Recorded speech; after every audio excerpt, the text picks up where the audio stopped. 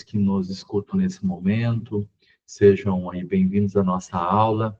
Aqueles que não estão assistindo em um momento assíncrono, que tenham a oportunidade de conhecer um pouco mais sobre esse fascículo da unidade 3, que trata dos estilos de aprendizagem em contexto de educação à distância. Então, hoje, nós iniciamos essa unidade, é uma disciplina de recuperação, então sabemos que muitos estudantes não conseguiram desenvolvê-la no seu percurso normal, entraram depois e hoje estão acompanhando já agora no repercurso. Então, sintam-se acolhidos, nós vamos iniciar a nossa apresentação, aqueles que chegarem, fiquem à vontade em nos interromper, fazer perguntas para que nós possamos ter, assim, um melhor aproveitamento da disciplina. Então, a terceira unidade, ela fala, no contexto das nossas explicações anteriores, sobre os estilos de aprendizagem, né? E no fascículo de vocês, é importante que vocês possam compreender que, para quem é estudante de educação à distância, é importante entender como e quais são os recursos que nós temos à disposição e como o processo de aprendizagem pode ser melhor aproveitado para que nós tenhamos melhores resultados nas nossas disciplinas à distância. Então, eu vou passar rapidamente a discussão que tem no fascículo, no texto básico de vocês, da disciplina, que fala um pouco sobre teorias de aprendizagem. É sabido que muitas pessoas, por muitos anos, se debruçaram sobre o tema da aprendizagem. E aí a gente tem estudiosos que levaram esta questão de como se aprende, quais as melhores maneiras, os métodos, para que pudéssemos ter, dentro de uma grande área, de um grande campo de conhecimento, que é a educação, especialistas, de forma que a gente pudesse cada vez mais desenvolver métodos e formas de se aprender. E aí a gente tem essa área que é a área das teorias de aprendizagem. Então, dentro do fascículo de vocês vão encontrar uma discussão sobre teorias comportamentalistas, né? Nós vamos falar um pouquinho sobre elas, teorias cognitivistas, e aí a gente vai falar um pouquinho sobre construtivismo e cognitivismo, e aqui neste contexto também nós temos uma abordagem teórica, que é a abordagem do conectivismo. Essas teorias, elas nos ajudam melhor a compreender como é que se dá o processo de aprendizagem, e que as pessoas aprendem de forma diferente, inclusive é uma das primeiras questões de um dos nossos primeiros fóruns que nós temos na nossa disciplina. As pessoas, nem todo mundo aprende igual, nem todos nós aprendemos da mesma maneira. Então, é uma provocação que nós fazemos logo no início da nossa disciplina. E aí, nesse contexto, surge o debate sobre os estilos de aprendizagem. Nós somos diferentes no processo de ensinar e também no processo de aprender. Se tivéssemos uma fórmula única sobre como se aprende, tudo seria mais fácil, eu concordo. Mas nós, seres humanos, somos valorizados, inclusive, pela nossa diferença, pela nossa forma singular de ser. Cada um é diferente e cada um aprende da sua forma. Então, com o passar dos anos, nós tivemos diferentes estudiosos que se debruçaram no campo da educação para entender um pouco mais como é que se aprende. Então, dentro da área das ciências exatas, lá atrás, alguns estudiosos do campo da psicologia, né, que é uma das áreas que estuda a aprendizagem humana, eles, lá atrás, começaram a desenvolver estudos sobre como é que se aprendia. A gente tem aqui um dos clássicos, que é o Skinner, muito criticado atualmente no campo da educação.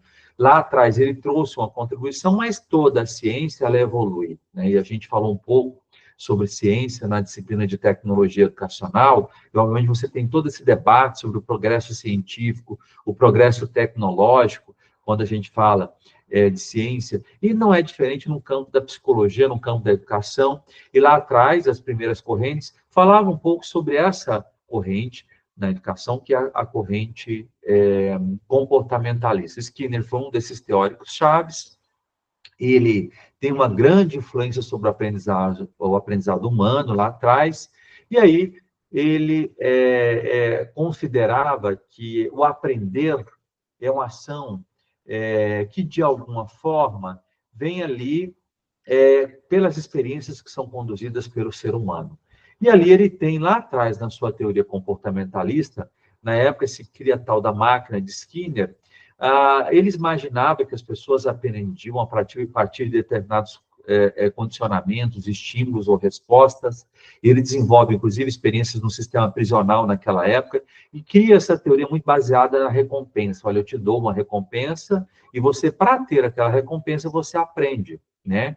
Classicamente, quem já viu um pouco na educação tem a figura do bambu, um cachorro e o dono daquele cachorro com o osso pendurado numa vara de pescar, onde ele estimula, olha, se você pula o bambu, de alguma maneira você vai ter a recompensa que é o osso que está do outro lado. Então, ficou muito conhecido como modelo de adestramento, aonde você tem e aí se utiliza muito com animais, né? Lá atrás ele fez vários experimentos, inclusive na prisão, olha, se você, enquanto prisioneiro, desenvolve um bom comportamento, você conseguirá ter alguns benefícios.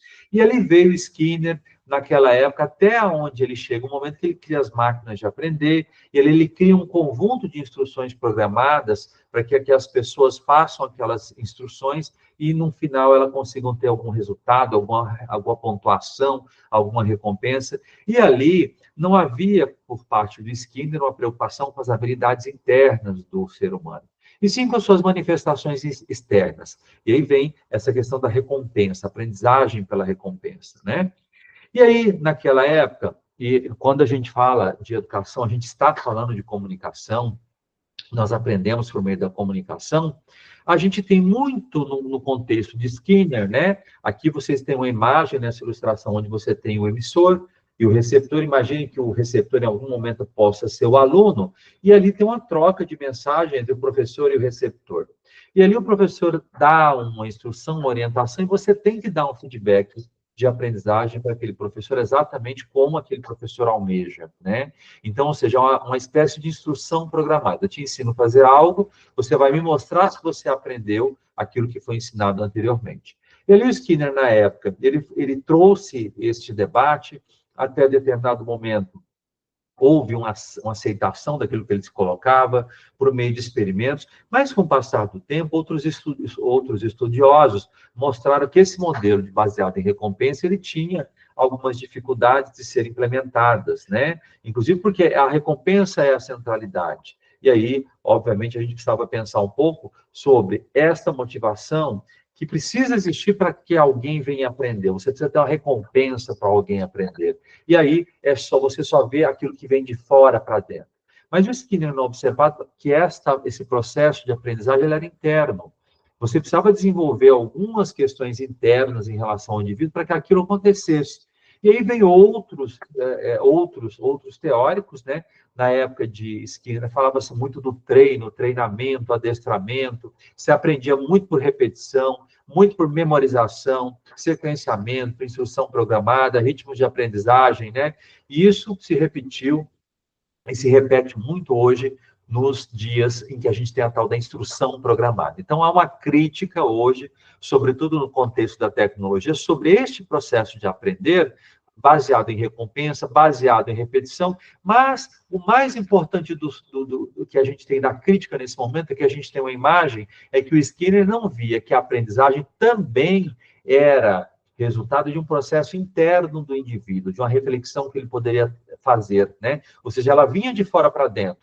Ele não era capaz também de gerar conhecimento, ele não era capaz de ser crítico, de produzir, né? Ele era um ser que não era dotado de um processo de aprendizagem autônomo. Ele dependia do que vinha para fora e muito nesse sentido da recompensa que ali era colocado. E aí os métodos eram bem repetitivos, era bem instrução, bem memorização. E a principal crítica que é colocada é de que o ser humano é capaz de refletir, ele é um ser dotado de inteligência e que ele consegue avançar nessa perspectiva que não seja só externa, né? E aí essa teoria comportamentalista, ela tem muitos impactos, né? E aí hoje, um ambiente virtual, uma tecnologia que muitas vezes ela é muito trabalhada nessa coisa da repetição, nessa coisa dos instrumentos eletrônicos, e onde você tem um estudante que não procura ir além daquilo que é programado e buscar o conhecimento, debater, buscar interagir, por exemplo, com um tutor em algum momento, participar de uma aula síncrona como esta, debater com seu professor, ele acaba sendo um estudante que entra nessa sequência do comportamentalista, aquele estudante que espera vir algo de fora para dentro. E aí a gente tem muito, nos contextos clássicos educacionais, essa visão, essa vertente daquele estudante que chega no ambiente presencial, por exemplo, que senta na cadeira e aguarda que todo o conhecimento venha do mundo exterior, né? Então, e aí a gente tem aquela visão clássica do professor que ensina, de alguma maneira, e do estudante que aprende. Então, essa visão de um contexto de aprendizagem, onde o professor ensina e o estudante aprende, né, é um processo de comunicação unidirecional, né? Boa noite, Marlon. Fica à vontade de participar conosco, tá? Então, aqui nesse processo, né, é o que diz a disciplina, ela fala um pouco do processo de ensinar e aprender, tá? E aí a gente tem um pouco essa abordagem mais adiante, evoluída, quando os teóricos criticam esse modelo, onde o estudante é passivo, ele fica quieto, ele não interage, ele só recebe o conhecimento que vem de fora para dentro, com outras abordagens, né? E aí vem ali no campo da educação outros teóricos que dizem, olha, a coisa não é bem assim. Vem os cognitivistas. Olha, o ser humano ele é capaz, sim, de refletir, ele é capaz de gerar conhecimento, e o conhecimento não é algo que só se vem de fora para dentro. O ser humano também é autônomo, ele é capaz de refletir, ele é capaz de gerar novos conhecimentos, né? E aí esse modelo de comunicação, ele passa a ganhar, agregar um valor quando se observa que o ser humano ele é capaz de refletir. Muitas vezes, dentro de um processo de debate, de discussão, esse processo ele é internalizado também pelo ser humano, e ali, a partir daquilo que ele trabalha enquanto competências cognitivas, por exemplo, a compreensão, o entender, ele consegue transformar aquele conhecimento e não só ganha ou adquire conhecimento para aquilo que vem de fora para dentro, tá? Então, isso é um pouco outro movimento que vem a partir das teorias cognitivistas, tá? É pensar que nós somos ativos quando nós também somos capazes de aprender. E aí vem, quando a gente está dentro do ambiente virtual de aprendizagem, nós temos, por exemplo, uma disciplina, e ali se fala quais os objetivos de aprendizagem, a gente tem, enquanto estudante, nós temos que ficar muito atento a isto. Porque os objetivos de aprendizagem diz muito. O que é que se almeja? Que você, estudante, ser ativo, capaz de aprender, deve alcançar a hora que aquela disciplina encerra, né? Então, a compreensão de algo é algo que se almeja.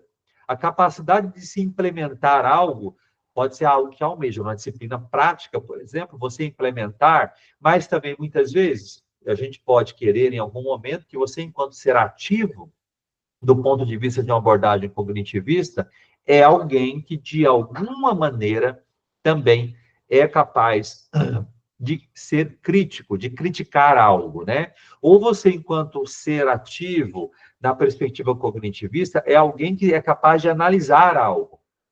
Muitas vezes você tem um exercício, uma atividade que fala analise. Ora, para você analisar algo, você tem que ter uma série de competências. Analisar é comparar coisas, estabelecer relações. Para isso, muitas vezes, a gente vê uma atividade onde o professor diz o seguinte, olha, faça uma síntese de um texto. Eu já vi muito aluno pegar o marca-texto, ir lá e começar a marcar aquilo, depois, de alguma maneira, ele junta aquilo ali tudo e coloca lá, usa IA, usa alguma coisa, e lá vem um texto resumido. Mas a gente tem que entender que quando a gente faz isso, nós não estamos nos desenvolvendo cognitivamente. Nós estamos delegando essa competência. Eu vou dar um exemplo da IA. Muitas vezes o aluno vai fazer um trabalho, ele vai lá e pede para a IA resumir algo.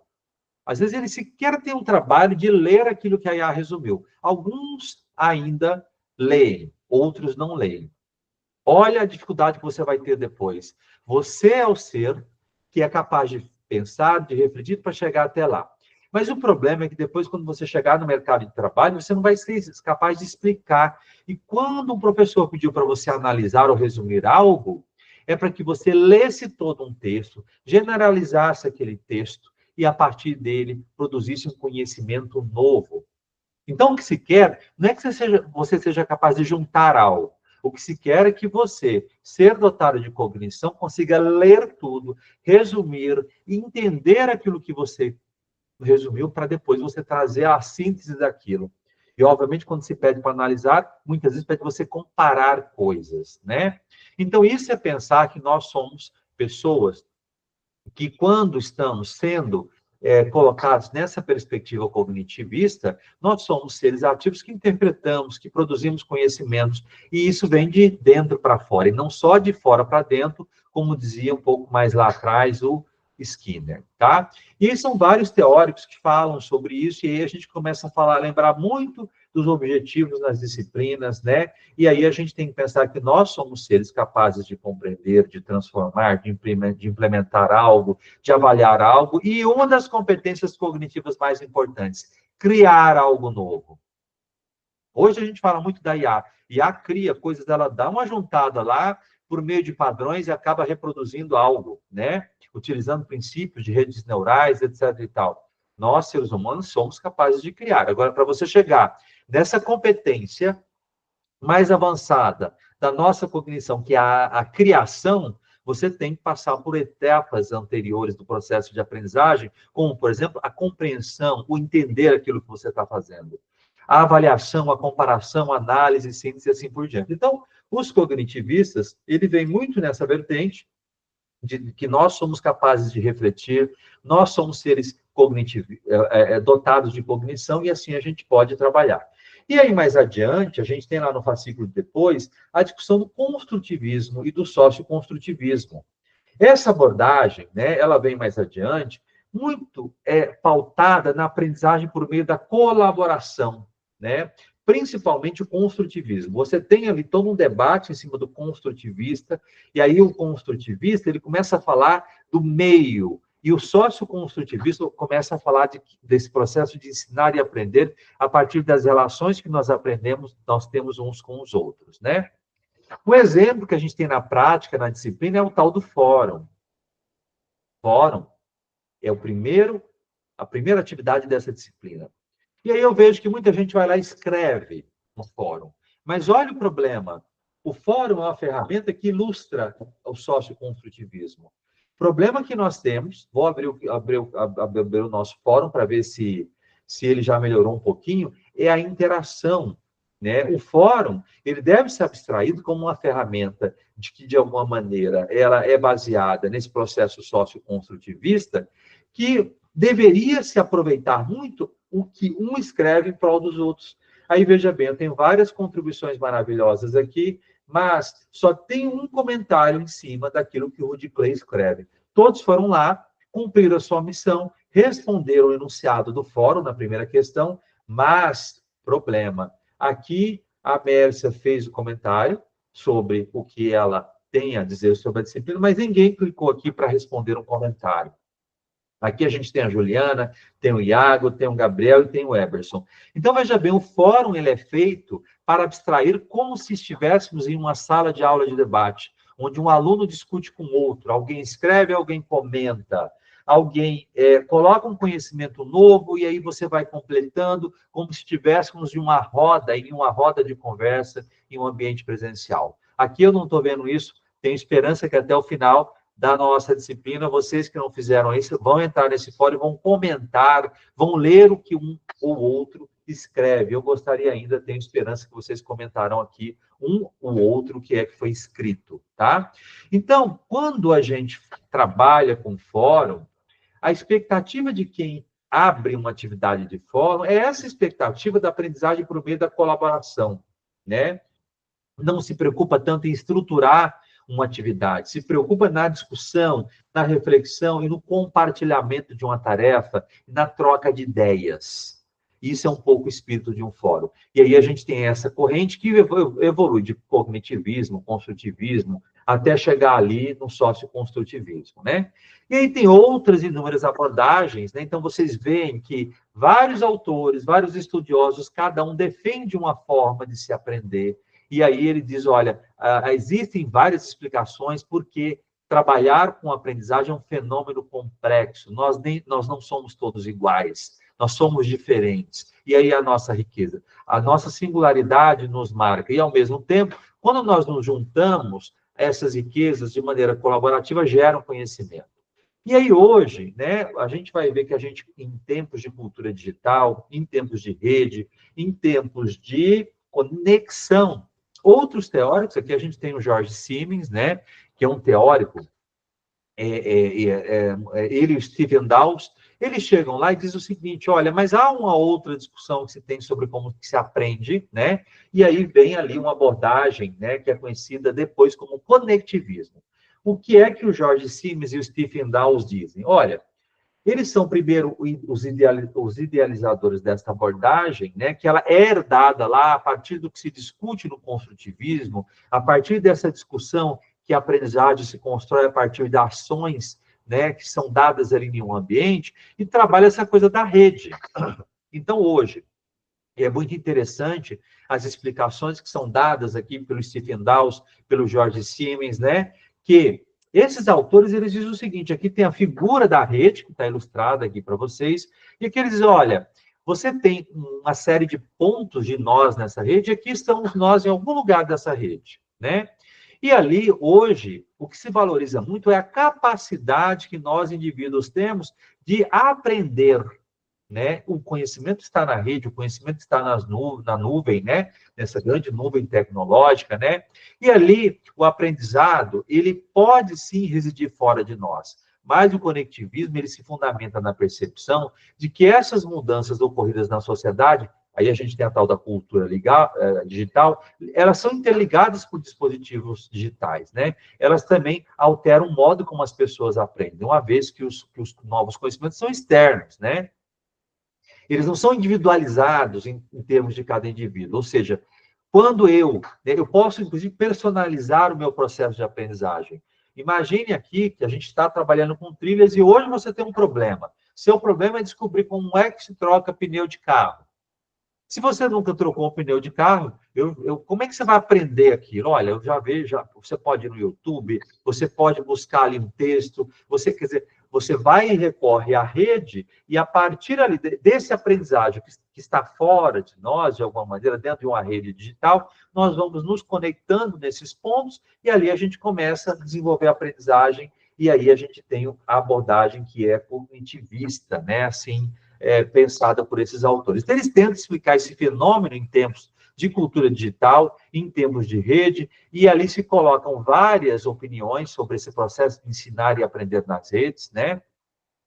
A partir desse processo de conexão que nós estabelecemos, enquanto conectamos com esses diferentes nós que nós temos ali de uma rede de aprendizagem, né?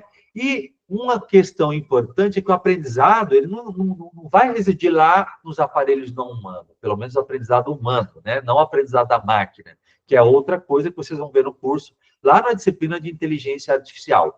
Mas a aprendizagem humana é dotada, na perspectiva desses autores, pela capacidade, né, crítica que você desenvolve a partir, né, daquilo que você, não só daquilo que você tem de conhecimento aqui dentro, mas dessa capacidade que você tem de aprender, de buscar mais conhecimentos, né? Ou seja, a gente sabe que quanto mais habilidades e competências você tem para se adquirir conhecimentos, não é porque você não tem um conhecimento aqui dentro, ou seja, o conhecimento não está guardado, você não nasce com ele, que você não aprenderá. Então, o cognitivismo aposta muito nessa discussão que a aprendizagem é eterna, e de fora para dentro, de dentro para fora, interagindo com o meio, isso volta para você. E, obviamente, em tempos de cultura digital. Mas não só nessa rede, mas também ela mediando dispositivos, tais como esse que nós temos aqui nesse momento. Aí a gente tem a aprendizagem em tempos de rede, tá? Então, esses três teóricos, vocês vão encontrar no fascículo de vocês uma discussão muito interessante nesse sentido, para vocês lerem, tá? E eles dão uma noção, é muito bacana para quem está iniciando esse debate agora no campo da educação, eu recomendo a leitura do fascículo, porque esses autores tentam explicar que há diferentes formas para se discutir esse fenômeno da aprendizagem. E quando a gente começa a entender melhor como é que nós aprendemos, como é que esse conhecimento vai se consolidando aos poucos, né? A gente vai chegar no que alguns autores chamam de estilos de aprendizagem. Inclusive, é o título desta unidade, dessa disciplina, tá? Então, veja bem que o estilo de aprendizagem ele é defendido por diversos autores. Um deles é o Kolbe, tá? O estilo de aprendizagem, ele está muito relacionado a esse reconhecimento que o Marlon, que a Maria, que o João, aprende cada um de maneira diferente. E o Marlon necessariamente não vai aprender da mesma maneira que a Maria. E aí vários estudiosos, por meio de testes, né, muito lá na área, no campo da psicologia, né, trazem alguns modelos de aprendizagem, né? Então, o Kolbe é um desses teóricos, e ele fala, olha, que algumas pessoas, elas são mais pragmáticas, né? Eu, por exemplo, sou pragmático, né? Até certo ponto, eu já fiz alguns testes, né? Ou seja, eu gosto muito da experimentação. Eu gosto muito de olhar o resultado, ir lá, colocar em prática, né? Algumas outras pessoas são mais teóricas. Elas gostam de ler, de refletir, criar mentalmente alguns modelos. Agora, é claro, a gente não precisa ser uma coisa só, né? Às vezes a gente tendencia a ser mais pragmático, muitas vezes, do que teórico. O teórico está muito preocupado ali com essa conceitualização, com essa abstração, com essa interpretação, né? Comparação de teorias, né? Análise de teorias, né? Já alguns outros, né, são mais em cima de experiência concreta. Se ele não vê aquilo acontecer, ele não, de alguma forma, aprende. Então, ele tem que fazer algo, né? Ele não precisa só experimentar, né?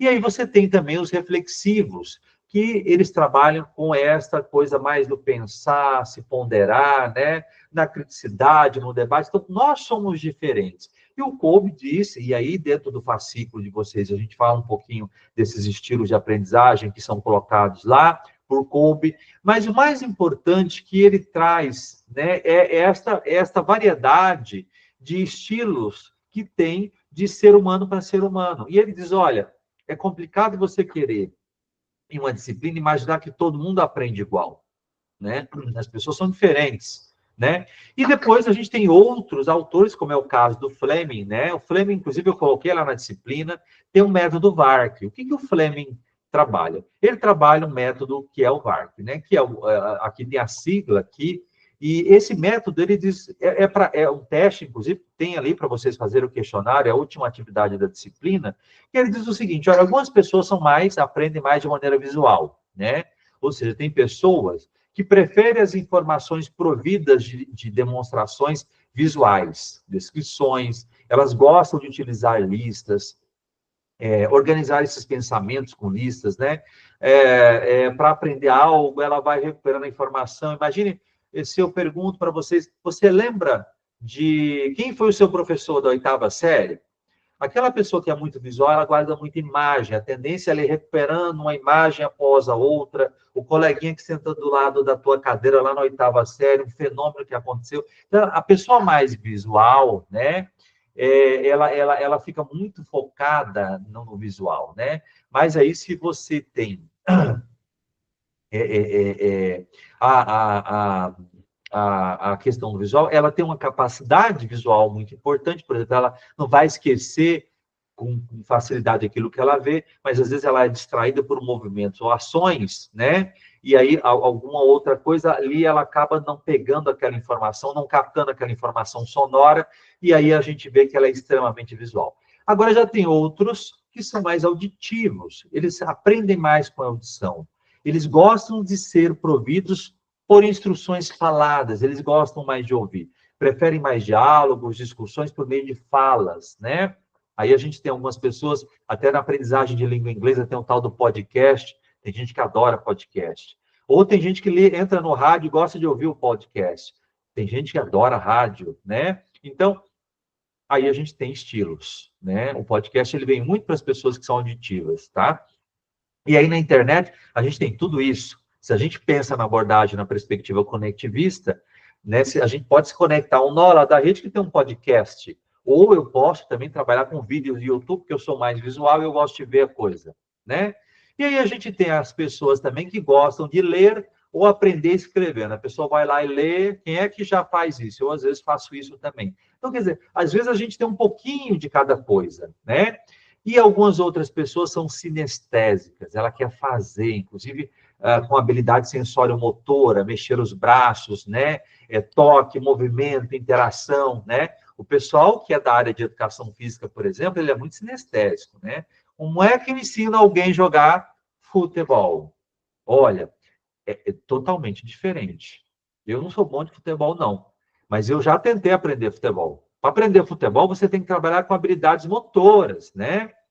É totalmente diferente. E aí, no sinestésico, você tem que pensar ali no desenvolvimento, o desempenho é diferente, é uma outra variável, a performance, né? Esta habilidade do drible que você tem que fazer, isso tudo é sinestésico, isso tudo é movimento, né? Da mesma maneira também que o motorista, ele vai aprender a ser uma pessoa mais sinestésica, ele vai ter habilidades, né? Com um movimento, muitas vezes até superiores àquela outra pessoa que não é sinestésica, né? Então, uma outra coisa importante no movimento também é a habilidade com games, né? Os campeões de jogos ali nos videogames que exige aquela habilidade, né? E por aí vai, né? Quando você fala de movimento, e aí vocês veem como é tudo diferente. Uma coisa é eu ensinar algo teórico, outra coisa é ensinar algo que é movimento, é prática, né? Então veja a diferença entre jogar futebol. No jogo de futebol, você precisa ter o conhecimento teórico, cognitivo, mas você também tem que desenvolver uma habilidade motora, né? E quando a gente desenvolve habilidades motoras, nós estamos trabalhando com o quê? Com o sinestésico, né? Então, aí a gente trabalha muito debate nessa perspectiva do sinestésico, né? De alguma maneira, você vai trabalhar ali com essas discussões. Então, quando a gente fala de estilos de aprendizagem, a gente está falando disso tudo, as pessoas são diferentes. Alguns mais sinestésicos, alguns gostam de aprender escrevendo, né? Outros gostam, de alguma maneira, de trabalhar assistindo vídeos, vendo demonstrações, né? E aí, por isso que o Fleming cria esse método VARC, que é a sigla de visual, aural, de auditivo, o Erd Read, né, que é o ler, e o Synesthetic, que é do inglês, né, que é o Kinesthetic, aqui. Então, isso aqui é o tal do teste VARC que está lá no ambiente virtual de vocês. Então, um que é importante a gente compreender, agora eu vou minimizar aqui, quando você pega aqui dentro do ambiente virtual de aprendizagem de vocês, tá? Essa atividade 3 que aqui foi colocada, eu vou compartilhar aqui, a gente tem um vídeo, né? Eu vou mudar o meu formato de compartilhamento, um minuto.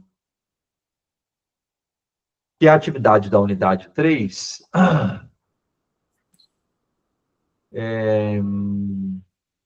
Vamos ver aqui, fundamentos. Deixa eu ver se eu consigo aqui, tá? Marlon, diga para mim se você está ouvindo aí. Eu vou tocar o vídeo, tá bom? Se você puder escrever para mim aí. Sim, senhor. Cada pessoa tem uma maneira única de entender o mundo. Sabendo disso, o professor neozelandês Neil Fleming propôs a teoria dos estilos de aprendizagem. O som está saindo? Segundo ela, existem 5 habilidades Perfeitamente. específicas de aprendizado. Auditiva, quando algo é contado. Visual, por meio de imagens e vídeos. Sinestésica, sentindo e realizando ações. Ou leitura e escritura. As pessoas que têm facilidade em 2 ou mais dessas habilidades aprendem de maneira multimodal. Neil não parou por aí. Desenvolveu o questionário VARC para as pessoas descobrirem o seu próprio estilo. A partir de 1992, essa teoria ganhou força nas escolas e colégios pelo mundo e impactou a maneira como os professores dão aulas. Interessado? Entender a habilidade que você domina vai te levar a aprender cada dia melhor. Muito bem. Então, aqui, né, essa atividade do aba de vocês, né, ela é uma atividade que nós aqui colocamos, né, sobre estilo de aprendizagem, que é nada mais, nada menos que a aplicação do método VARC. Deixa eu voltar aqui na disciplina, né? Um minutinho, vou compartilhar aqui de novo, né? Compartilhar a tela inteira. Então, o que é que a gente almeja que vocês aqui desenvolvam, né? Então, aqui a gente tem esse vídeo, que é um vídeo de motivação, e aqui a gente tem esse link aqui, eu vou colocar aqui para abrir uma nova guia, ele fala que é necessário você ler o fascículo, que lá está que fala um pouco sobre esse método, né? E aqui, se você responder o questionário, ele vai tentar te ajudar a partir de experimentos, a partir de questões, né? Qual é o seu estilo? Será que o seu estilo é mais visual, aditivo, né? Ou você é uma pessoa que gosta de aprender lendo, escrevendo, sinestésico, né? Então, Fleming, quando ele criou este método, por que ele ajuda a gente? Porque quando você, de alguma maneira, aplica um método, ele vai te dar uma pontuação. Agora, não necessariamente aquilo corresponde à realidade, né? Porque às vezes, né, não é 100%, mas ele te faz uma série de perguntas e ele fala, olha, eu acho que você vai trabalhar mais por aqui, né? Bom, qual que é a vantagem de você conhecer o seu estilo, independente de ser por meio do método VARC ou não? A vantagem é que isso vai te ajudar a guiar um pouco mais a maneira como você vai se conectar nessa grande rede de conhecimento para aprender, né? Porque se você é mais visual, olha, eu acho que eu tenho que ir mais por aqui. Se você é um pouco mais teórico, né? Talvez um modelo de leitura escrita, né? Ou muitas vezes procurar mais demonstrações, tá? Então, nessa atividade aqui, tá? O que vocês precisam fazer? Clicar aqui, né? E aí você vai ter um questionário, né? Aqui, e ele pergunta, né? Você vai executar o método e aí você vai responder aqui qual foi a sua preferência. Aí ele vai te dar a pontuação, você vai digitar aqui, tá? E aí você vai aqui preencher esses resultados. É bom você printar a tela lá. Com base nesses resultados que você teve aplicando um método VARC, como é que foi essa tua experiência? Tem gente que diz que não tem nada a ver, né? A pessoa chega lá e fala, olha, não deu muito certo esse negócio aqui não, né? Não precisa dar certo, viu, Marlon? Então, a gente tem que pensar assim, olha, eu fiz o teste, mas em grande parte dos casos ele é compatível, tá?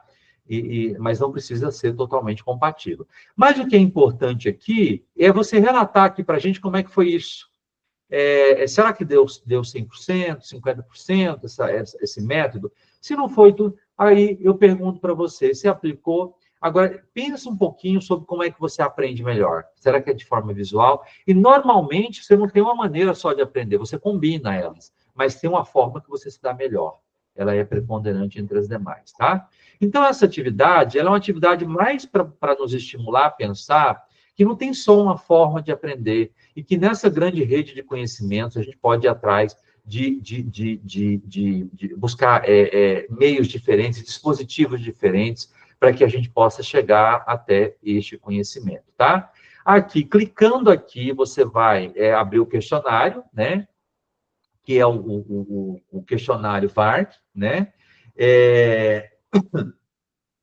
Você vai preencher, aqui eu coloquei em inglês, eu só põe, aqui ele tem português também, tá? Qual é a melhor maneira que você aprende, né? E aí você vai preencher o questionário, ó.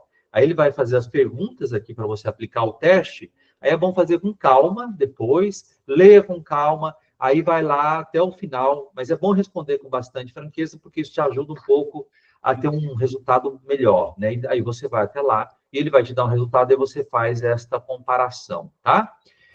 Então, né, um pouco isso, né? Marlon, tudo bem, amigo? Está acompanhando aí? Algum comentário? Sim, senhor. Eu já fiz essa atividade, meu parâmetro ficou assim, visual 12, auditiva 8, leitura escrita 13, sinestésica 13. E aí isso permite a gente ter uma compreensão até da nossa própria, da forma a qual a gente aprende, né? E de como a gente aplica isso no dia a dia. Eu sou servidor público, sou policial civil, a gente trabalha numa equipe de 5, 6 integrantes.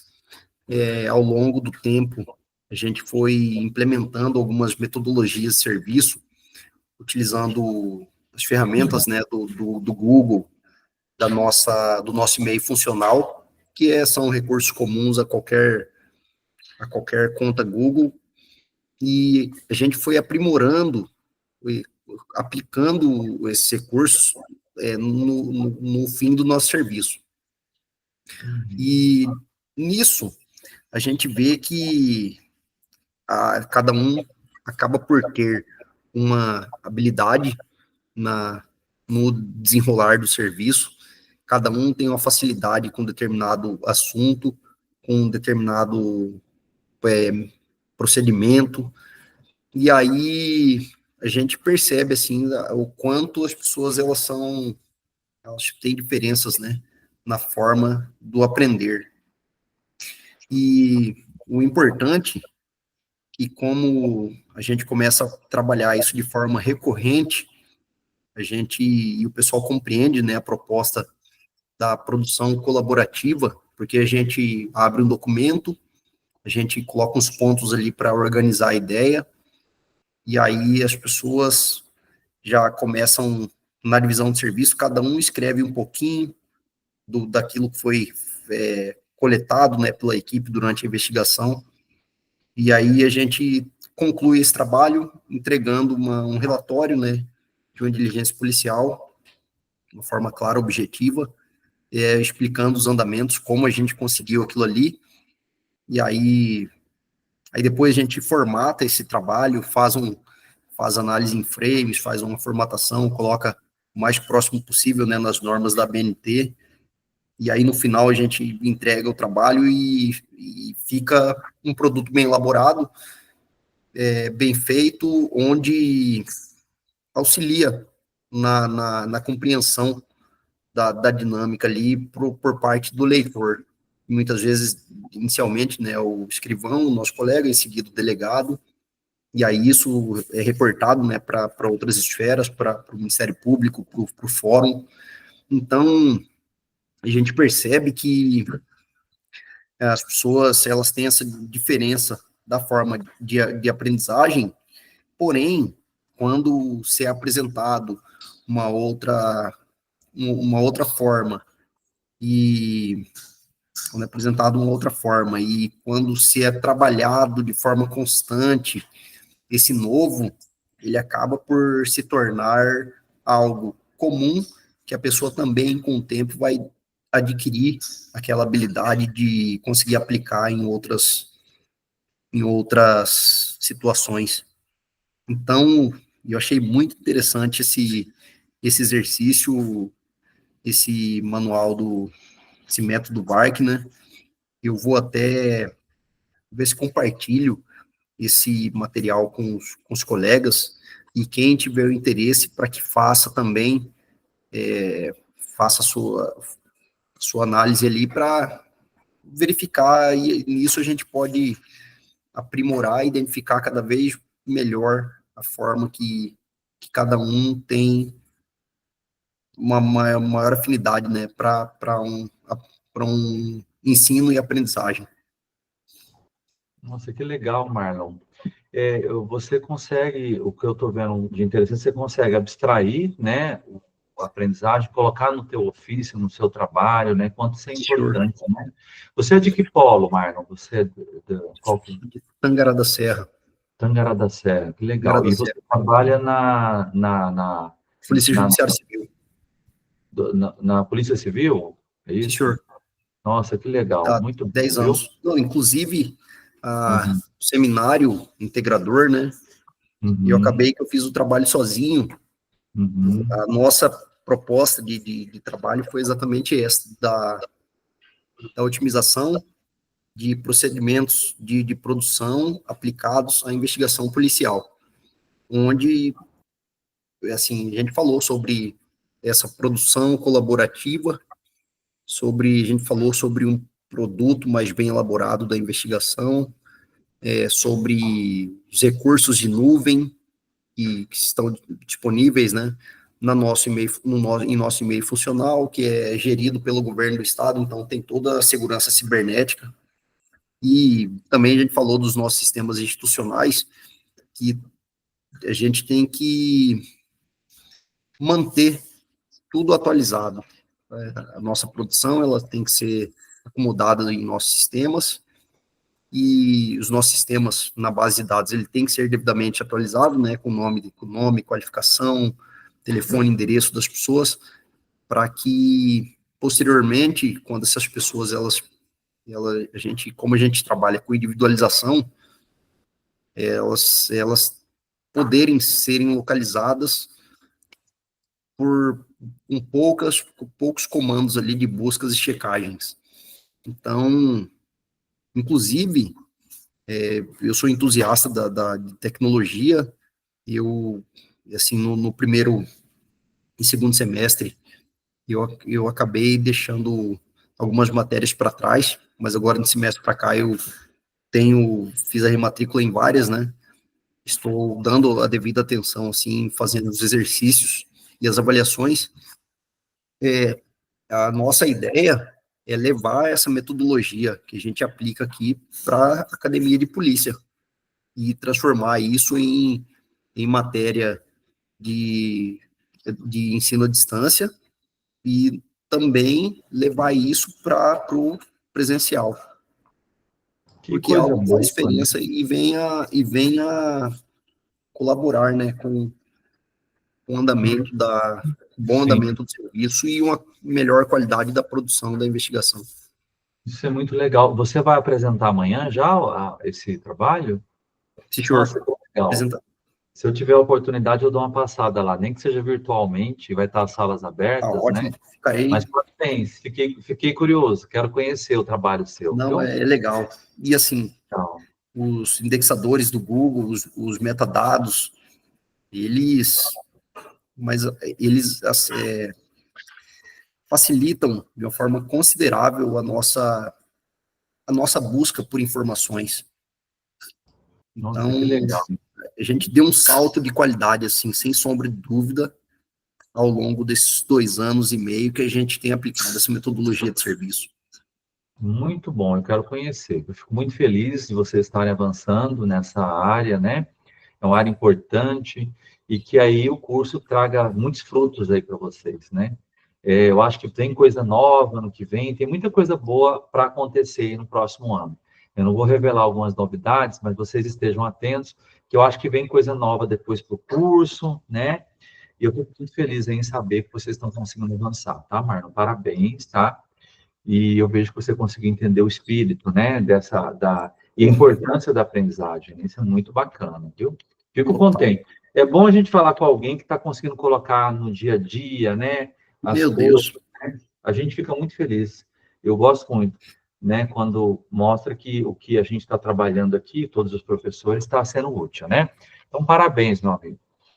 Eu para vou continuar. finalizar, Oi, pode eu falar, pode falar. fui Aham. professor, tem muita gente ainda na nossa sala aqui? Não, não. Como essa sala é De de oferta, recurso, né? Então tem poucos estudantes, né? Então a gente está quase produzindo a aula síncrona para alguns que não vieram, né? Então a de frequência está senhor, sendo muito reduzida. Eu gosto de muita gente. Na disciplina regular estava vindo 70, 80, agora o repercurso sempre é menos, né? bom, eu fui professor, né, por 7 anos e meio e eu sou muito favorável, assim, à partilha, à construção de conhecimento. Eu não, se é algo que pode melhorar e pode ser benéfico a nosso favor, é de fundamental importância a gente construir isso e apresentar para as pessoas para que isso seja continuado e que outras pessoas possam ter ideias e possam fazer novos andamentos, né, que venham ter uma importância e um significado, assim, no ambiente. Então, eu sou Muito adepto a essa ideia, bom. assim, eu não gosto de segurar informações. Sim, é muito bom. O curso de vocês, ele tem essa parte de projeto, né? Justamente para isso, né? É para a gente externalizar, discutir, né? É uma dinâmica interessante. Tem alguns estudantes que muitas vezes eles acham, mas, né? Mas eu acho que é bacana, né? Por exemplo, o fato de você estar aplicando no teu dia a dia, está tendo resultado, olha a importância, né? Disso, né? E você está socializando, como você mesmo diz, né? Você está levando, né? Isso é o que é ser útil para a sociedade, né, Marlon? A gente precisa colocar, né, e mostrar o resultado, né? Então, bacana. Olha, fiquei curioso para ver seu trabalho, viu? Vou ver se eu consigo dar uma passada lá virtual amanhã. Não prometo, mas como eu vou aqui no presencial, vou ter algumas aulas aqui em Cuiabá, se eu der uma passada, conseguir passar, eu vejo a apresentação sua, tá? Tá ótimo. Então tá, meu amigo, olha, parabéns. Eu vou continuar aqui para a gente encerrar e você pode me Tá interromper, tá? ótimo, com Qualquer certeza. coisa, Tá aí ótimo. vem. Bom? Valeu. Então tá, continuando aqui, hoje nós temos aqui a participação do Marlon com excelente depoimento, que mostra muito o uso, né, desses conhecimentos em sala, no seu ofício, no seu dia a dia, e é o que a gente almeja para todos vocês que são estudantes que estão aqui, né? Fico muito contente. Então, para finalizar a nossa discussão de hoje, o que é importante a gente entender? Que as pessoas, elas aprendem de maneira diferente. Elas fazem as coisas de maneira diferente. Mas aí, a gente sai um pouquinho, então eu peço que vocês façam atividade, essa atividade que está lá, que é a atividade do estilo de aprendizagem. Então, veja bem, a gente tem um monte de autores lá atrás que falam das teorias de aprendizagem. Ou seja, tem pessoas que ficaram ali anos estudando como é que o ser humano aprende. Aí depois tem outros que trabalham com testes, né? E aí a grande comprovação, nós não somos iguais e a gente aprende de maneira diferente. Então, você que é estudante de EAD, compreender o seu estilo, compreender como aquilo faz sentido para você. Tem até um teórico que chama David Ausubel, que ele fala da tal da aprendizagem significativa, é muito importante. Quando aquilo começa a fazer sentido para você, como a experiência que o Marlon nos relata, aquilo passa a ser mais interessante, mais motivador, né? E aí é um pouco a metodologia que a gente tem no curso, que é dos seminários integradores, né? E aí, a gente tem outras discussões também que envolvem a disciplina de vocês, tá? Que o fascículo ele pode avançar, tá? Que são as metodologias ativas. O que vem a ser a tal da metodologia ativa? É muito comum esse nome, se fala, né, em todo o contexto, né? E por que é que eu, estudante de EAD, tenho que entender isso? Ora, a mesma coisa. Pessoas que estudaram, pessoas que fizeram testes, eles debruçaram ali anos, experiências, né, para poder ver como é que as pessoas aprendem mais. Então, veja bem, alguns dão uma contribuição sobre os estilos, outros tentam explicar como é que cada um aprende, né? Outros falam, olha, nós somos dotados de reflexão, não é só memorizar as coisas, né? Outros falam, olha, a gente aprende de maneira diferente, né? Então, e o professor ensina de maneira diferente. Então, exemplo, eu estava citando o futebol, né? Imagine você ensinando alguém com atividades práticas, né? Obviamente, ensinar alguém a fazer uma cirurgia, você tem que ter destreza manual, mas você também tem que ter conhecimento teórico, cognitivo. Se você fizer alguma coisa errada pela ausência de conhecimento, você pode prejudicar um paciente. Mas se você tremer ali numa cirurgia, pela ausência da tua habilidade motora, imagine se for uma cirurgia no cérebro, você pode lesionar uma área de movimento de uma pessoa. Então, o desenvolvimento cognitivo e teórico, ele está ligado de alguma maneira à questão do movimento, do fazer, da prática, né? E aí a gente ensina diferente, aprende de maneira diferente, tem estilos, né? Kinestésicos, teóricos, práticos, auditivos, reflexivos, né? Que nos levam ao processo de ensinar e aprender. E aí, outros autores, eles começaram a trabalhar com o tempo a questão das metodologias ativas, né? O conceito dessa pirâmide aqui, ela ilustra um pouco o processo de aprendizagem. O que os autores dizem é o seguinte, você vai numa palestra, senta e aquilo fica, e você muitas vezes chega num ponto que você desconecta, porque você está ali parado e aí chega num momento que aquilo, né, ou seja, o primeiro exemplo é da palestra. Nem sempre todo palestrante consegue atingir você. Né? São raros. Aí tem as pessoas que têm uma habilidade incrível, tem alguns que contam piada, outros contam caso, outros contam exemplos concretos, cada um tem o seu jeito, né? Tem professores com giz, né, e o quadro negro faz muito mais do que outros fazem com a tecnologia. Cada um ensina de uma maneira diferente. Mas é sabido por esses autores, né, que aqui estão as porcentagens, que do ponto de vista de quem aprende, quando você é ativo no processo de ensinar, a coisa muda.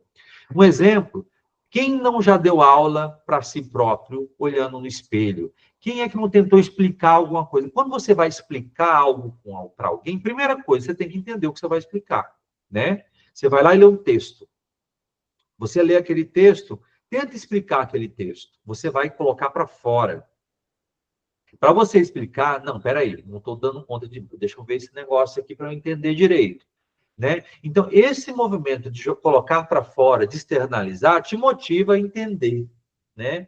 Então, dar aula, explicar algo para alguém, por exemplo, participar de uma discussão, grupo para esses autores, é algo que muitas vezes entra no que eles chamam de perspectiva ativa. Né? Então, é por isso que muitas vezes uma atividade de debate, uma atividade de discussão, você falar, você colocar para fora o que você entendeu, você confirmar se é isso mesmo que você entendeu, isso pode ser feito nas disciplinas o tempo todo, né? Você está na disciplina lá de cálculo complexo, e vem alguma coisa que você, peraí, eu já assisti vídeo, eu já olhei, mas eu não estou conseguindo entender. Será que é assim mesmo que eu fiz? Repita. Professor, é isso mesmo? É isso que eu entendi? Explica para mim, né? E isso tem funcionado, inclusive até, eu costumo dizer, hoje a gente tem tem o tal do chat GPT.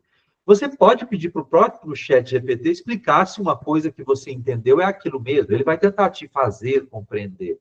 Então, perspectiva ativa é quando você coloca para fora, você põe em prática, você ensina alguém, né? Então, o que os autores que defendem as abordagens ativas discutem é o seguinte, olha, fazer seminário integrador é colocar para fora um conhecimento, é você socializar, é você debater, porque para você chegar a estar seguro, você precisou ler, você precisou escrever, você precisou de ir atrás do conhecimento, perguntar para alguém, pesquisar na internet, né? Então, é um momento que as metodologias ativas fazem sentido no curso de vocês. Então, é por isso que a gente tem a disciplina seminário integrador, porque ela é uma metodologia ativa. É um momento que você coloca para fora. É um momento que você discute com o grupo. É um momento que você mostra para a sociedade o que você aprendeu. Então, gente, grande parte, né, do processo que envolve essas atividades em grupo, trabalho, pesquisa, prática, é justamente porque se quer que se coloque em prática. E a questão em grupo, né? Hoje, no atual contexto de cultura digital, a gente aprende muito em grupo, aprende muito pela internet. Olha, quando você começa a resolver um problema. Se você vai resolver aquele problema sozinho, tem gente que é muito imerso, ele até consegue, ele lê, vai até lá. Agora, se você começa a discutir aquilo com alguém, também interessado em resolver aquele problema, você ganha o que a gente chama de inteligência coletiva. Nossa, eu não pensei nisso. Né? Aí você vai lá apresentar algo para qual a pessoa fala, não, peraí, o que você está falando aí não tem muito sentido, não. Né? Então, isso é metodologia ativa. Então, fazer trabalho em grupo é para além de você simplesmente entregar um papel com alguma coisa. É você debater, é você trabalhar com seus colegas, essa riqueza das trocas, mas é colocar para fora também aquilo que você sabe. É colocar para fora, é receber aquilo que vem do colega, tá? Então, o que se coloca é que é importante, sim, essa perspectiva passiva de você ler. O momento seu com o material é importante, o momento seu com a leitura é importante, o momento seu com o audiovisual é importante, ver uma demonstração é importante, mas você discutir, colocar em prática, ensinar para alguém é muito mais importante, porque ali você vai estar sendo, né, trabalhando nessa perspectiva ativa, tá? Então, durante o curso de vocês, vocês vão ter diferentes tipos de atividades. Na didática, o que é atividade? Atividade é algo que o professor e o aluno vão fazer juntos para atingir um objetivo educacional, né? Então, por exemplo, se eu vou pegar um objetivo bem simples, né? Eu não sei aqui quem gosta de culinária, mas eu não sabia fazer arroz. E aí minha avó, em algum momento, chegou e disse assim, você vai aprender arroz. Só que os primeiros que eu fiz, eu falei, olha, avó, eu não tenho condições de fazer arroz, porque meu arroz sempre sai aquele arroz papada, né? Então ela falou, vem aqui que eu vou te ensinar o segredo. E aí a minha avó, ela falou, olha, primeiro você vai colocar o óleo, vai fritar bem, colocar, quer dizer, ela foi me dando um conjunto de pormenores, de procedimentos para fazer o tal do arroz, que chegou no final, o arroz saiu bom.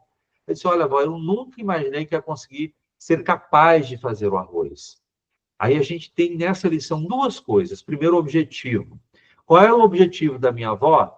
Que eu entendesse como se faz o arroz e que eu colocasse em prática, né, a fazer o arroz. Então, ela tinha dois objetivos. Isso é minha avó, que nunca estudou educação, nunca viu nada, mas implicitamente ela falou, você não tem que você tem que entender o segredo do arroz. E o segredo do arroz é teórico.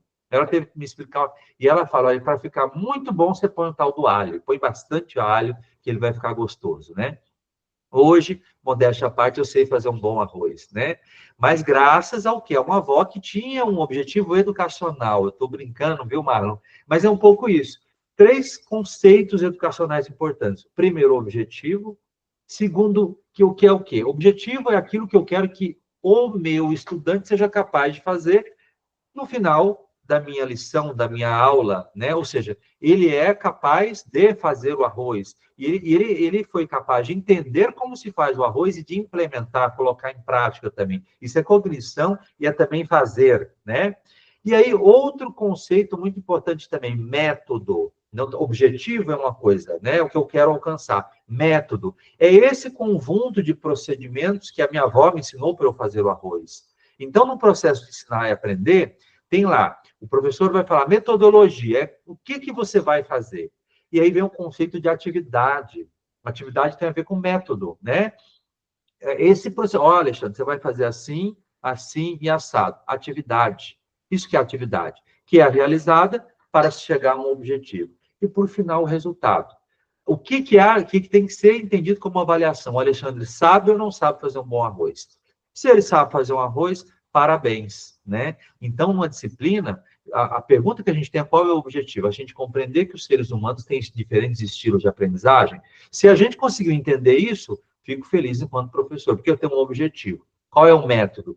A aula expositiva, o diálogo, o debate, a participação da atividade, aplicar um teste, né? Então, educação tem a ver com isso, né? E aí as metodologias ativas vêm para ajudar esse aprender fazendo, esse aprender, né, expondo, né? Então, tem várias definições sobre essas metodologias ativas no trabalho de vocês, tá? E para finalizar, eu quero dar 2 exemplos de metodologias ativas, tá? Primeiro, aprendizagem baseada em problema.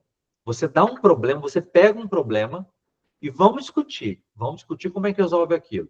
É importante trabalhar em times, é importante trabalhar em equipe, divide tarefa, olha, você vai ler sobre um assunto, você vai ler sobre o outro, depois vamos debater aqui. Então, imagine vocês que estão presos numa ilha porque o navio naufragou. Vocês são 10 pessoas. Se vocês, 10 pessoas, sentarem para poder discutir, várias ideias surgirão, até vocês saírem daquela ilha de alguma maneira, né? E seja lá fazendo um fogo, sinal de fumaça, né? Mas várias pessoas com diferentes habilidades, com diferentes visões de mundo, vão se enriquecer ali coletivamente em termos de ideia e você vai atingir o seu objetivo. Então, aprendizagem baseada em problema é algo que está ali na metodologia ativa, né? Então, perguntas, olha, eu tenho um problema. Quais as hipóteses para resolver esse problema? Quais as perguntas certas eu tenho que fazer para resolver esse problema? Né? É a primeira etapa, né?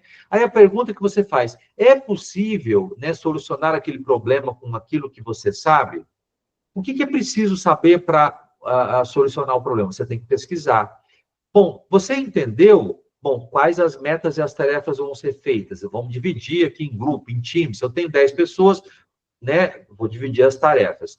Priorizar, qual a tarefa nós vamos fazer primeiro? Como é que eu vou delegar essa tarefa em grupo? Como é que eu compartilho o conhecimento entre nós, 10 pessoas do meu time, né?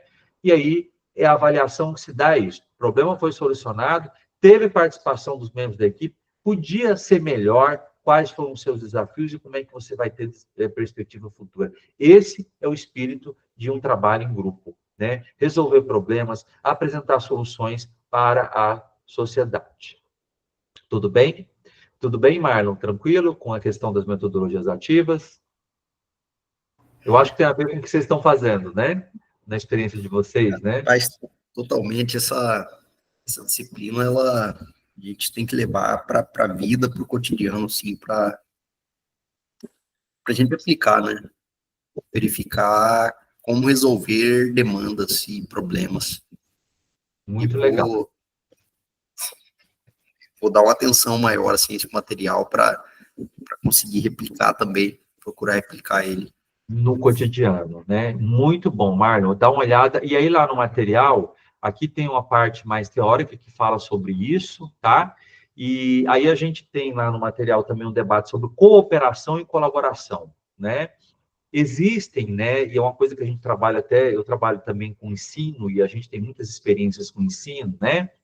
Então, você tem, olha que interessante, às vezes, em grupo de trabalho, você precisa de um líder, às vezes, e às vezes não. Você precisa ter um problema. E as pessoas vão interagindo entre si, né? Então, vai ter atividades que alguém tem que conduzir, principalmente quando são atividades muito complexas, que os estudantes não têm muita experiência. Mas, geralmente, a aprendizagem baseada em problema, ela vem de um problema e você vai ter que discutir aquilo que eu falei lá anteriormente. Então, na educação superior, na pesquisa com pessoas adultas, se utiliza muito a questão do problema. Lá nas séries iniciais, é muito centrado na figura do professor, que tem que assumir aquela liderança. Joãozinho, você vai fazer isso, Mariazinha, você vai fazer isso, né? Então, essa autonomia para resolver problema, ela está muito ligada ao estudante de AD. Eu tenho visto muitos alunos que sobrevivem, que vão até o final do curso de AD, que eles ficam muito mais autônomos para aprender do que, muitas vezes, aquele estudante que ele segue o percurso, a trajetória de um curso presencial. Por quê? Porque ele tem que ser autônomo, ele tem que ir atrás do conhecimento, ele aprende. E aí o que diz o Stephen Dawes e o Siemens, que são aqueles dois conectivistas, eles falam o seguinte, olha, você não, na sociedade de hoje, o que a gente tem que valorizar muito é a capacidade do indivíduo aprender, né? E não necessariamente tudo aquilo que ele tem dentro, na cabeça dele, né? É importante essa experiência, o conhecimento, mas se a pessoa tem essa capacidade de aprender, de resolver problemas, de trabalhar em grupo, em equipes, ótimo, ela vai trabalhar colaborativamente, tá? Então, um pouco isso, e dentro das atividades do AVA, tá? Vocês vão ter algumas atividades, que elas postarão atividades, por exemplo, para todo mundo resolver junto. Por exemplo, aqui, às vezes vocês vão ter um fórum onde todo mundo vê o que todo mundo escreve. Vão ter atividades que elas vão separar vocês em grupos, né? Às vezes você vai ter um fórum onde você vai ver só os seus colegas de grupo. E você vai ter algumas atividades também que você interage com seus colegas de grupo, mas não pode escrever nos outros grupos, mas você lê o que os outros grupos fazem, tá?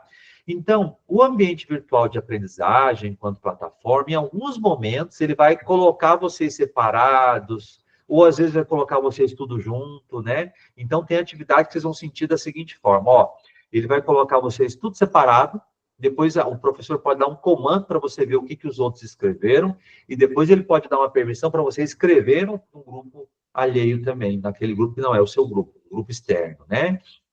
Então, dentro do ambiente virtual de aprendizagem, em alguns momentos, isso vai aparecer de maneira automática pelo professor, né? E lá no seminário integrador, não sei se vocês viram, tem os grupos, né? Então, a separação de grupos, ela é dada, né, de maneira virtual também nessa perspectiva, tá? Então, gente, hoje eu coloco, né, nessa aula esses desafios para vocês, né? Esse era o nosso objetivo.